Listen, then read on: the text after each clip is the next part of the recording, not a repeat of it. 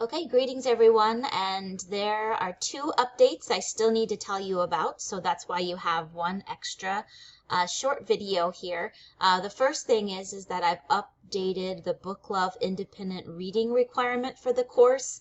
If you remember, the first day of class I handed out the Book Love assignment, and that has to do with the remaining 10% of your overall final grade. And remember, 7% of that is for just participating in the Monkey God. And you're all doing that, so you already got that grade. So let's talk about that last 3% of your final grade. And that was when you were supposed to pick some choice books on your own and read them. Now, initially the process was complicated and involved a pretty lengthy assignment on your part. Because of our switch to online, I am going to simplify that for everyone. So there's no excuse for not getting this done. So you have lots of time, you're at home, pick a book, read the book. Okay, step 1, step 2, pick a book and read it. Then when you're done, schedule a Zoom conference with me to book talk your book. Now what that means is I want you to do 3 things. Summarize your book. What was it about?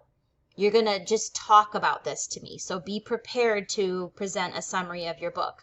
What was your favorite part? Prepare to read a short passage that you particularly enjoyed from the book, and then would you recommend the book, why or why not? We'll just sit and talk about the book for about 5-10 minutes, and that will take the place of your book love assignment. Now, remember, if you do this with one book, that's 1% more of your final grade, because that gives you a B. That would be 8 out of 10, right? If you do this with one additional book, so that means 2 choice books, right? Then that is that last 2%, which would give you that 10 out of 10. Now know that if you pick that second book, because that is awesome that you did that, you actually also get extra credit in this part of your grade. So email me when you're ready to conference. Happy reading. Go pick something great to read, and I look forward to book talking with you. All right, that is one thing I wanted to tell you about.